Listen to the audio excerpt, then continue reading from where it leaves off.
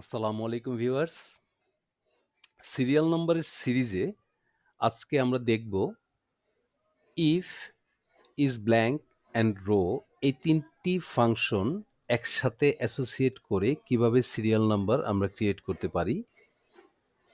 Even আমরা যদি rho delete করি বা ইনসার্ট করি, এতে আমাদের সুবিধা অসুবিধে কি হচ্ছে, এই ভিডিওটিতে আমরা তা দেখব। এখানে যদি আমি কোনো নাম টাইপ করি, আমার এই সেলটিতে অটোমেটিকলি সিরিয়াল নাম্বার চলে আসছে।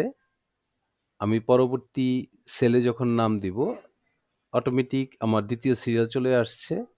এভাবে যদি আমি নিচ পর্যন্ত ড্র্যাগ করে নিয়ে আসি, ইভেন প্রত্যেকটা সেলে যখন ভ্যালু আই মিন কোনো ডেটা আমি ইনপুট করব, আমার বাম পাশে সিরিয়াল নাম্বার যেই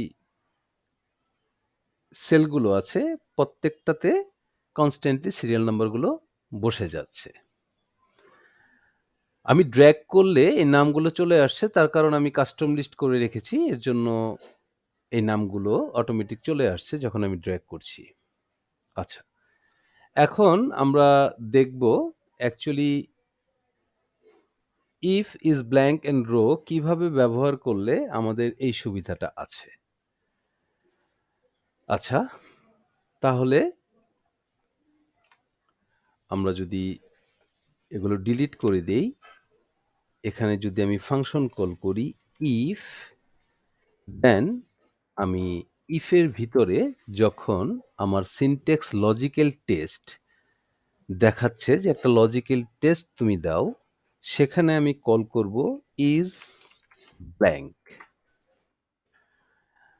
এখন ইজ ব্ল্যাঙ্কের সিনট্যাক্সে দেখাচ্ছে ভ্যালু।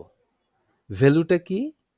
ভ্যালুটা হলো আমার এই ফাঁকা সেলটা, ব্র্যাকেট ক্লোজ,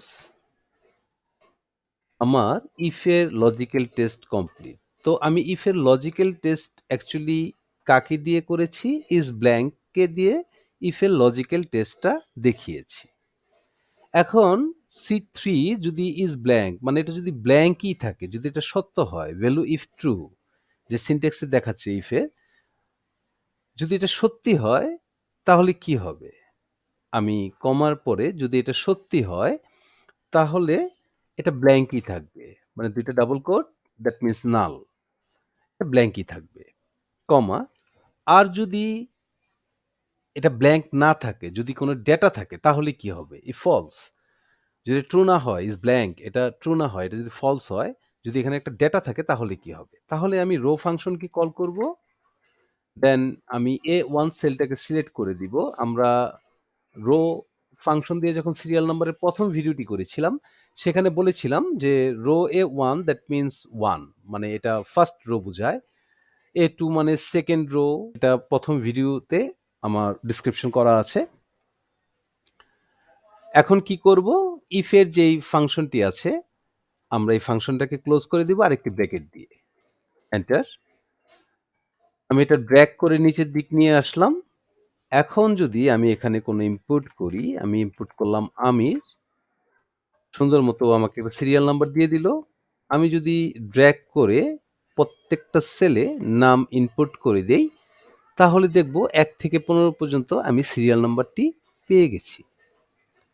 তো ভিউয়ার্স, আশা করি আপনাদের অবশ্যই এই ভিডিওটি কাজে লাগবে।